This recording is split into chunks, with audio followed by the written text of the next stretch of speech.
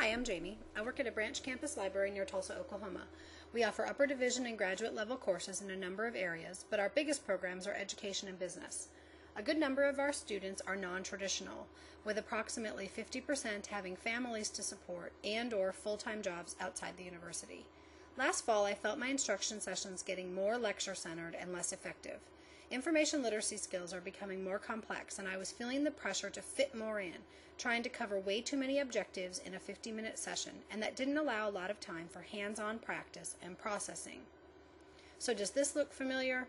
In my classroom, I'd see faces like these, then see those same students 6 days later when the paper was due looking like this, and that's if I even saw them in a session.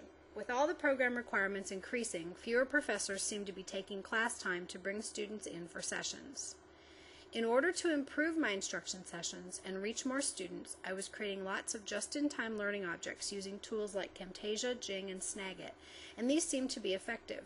Less lecture in class allowed more hands-on time, and they could go back for more detail later. But I didn't really have a good way of organizing or marketing them. One night, a number of things came together for me. Wanting my instruction to be more student-centered, my belief that true learning comes from seeing, hearing, doing, and then discussing or processing what was done, and a vivid memory of my best 7th grade teaching experience ever, Survivor Island, grammar style. So I created Survivor Library. It's a blog with posts describing situational challenges related to library resources and other information literacy topics. Students work in teams and generate answers or results they then submit as comments. Often, one student can explain to others how to find or use a particular resource, but if not, there are links to hints embedded within the posts. So that I could do less talking and the teams could do more independent learning, I ended up creating a companion wiki called Surviving the Library. It brings together links to and even stores some of the tutorials and other learning objects I'd created. The idea was to get the students actively using the resources, working together, and teaching one another. Also, I believe the students gained a deeper understanding of the concepts as we debriefed afterwards by discussing the anonymous comments. For example, most instructors want me to teach APA style. So usually students nod politely as I tell them why it's used and show them where they can go to find examples.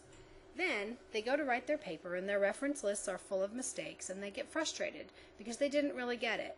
APA needs to be precise. Allowing them to format a citation and then get immediate feedback seems to hammer in that point. Now, the current research on how games can be used in learning is primarily focused on gaming in the electronic or video game sense. That doesn't work with my target group. Non-trads are typically not very big gamers.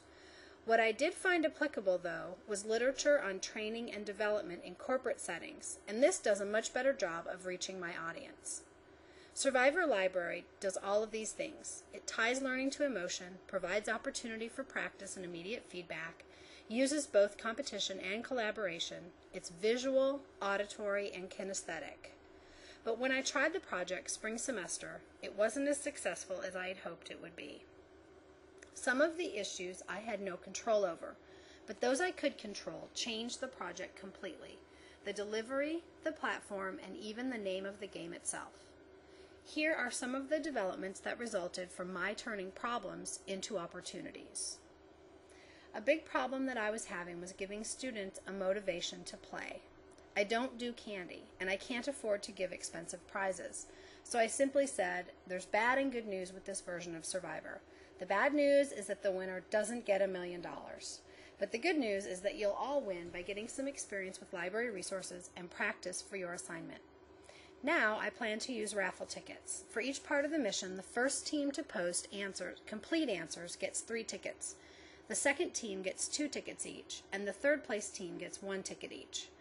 Monthly, I'll pull a ticket and buy the winner 100 pages on our library server, which is a valuable commodity at NSU.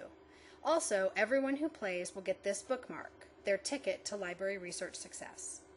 To get started, I now have them retrieve this memo from my iDrive, a common place for NSU instructors to store files for students to access.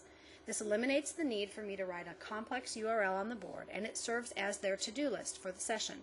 I customize it for each class, sending them to the posts that meet the objectives their instructor wanted covered. I used Blogger for Survivor, mostly because I was more familiar with Google Apps and it looked easier to learn. I ended up creating the new blog on WordPress to get more comment moderation and formatting options, easier RSS feeds, and a more streamlined, organized look, just to name a few. When you embed a link in a Blogger blog post, it doesn't give you any options. Unless students know the right-click open in new window trick, when they clicked on a link, they lost their place on the blog.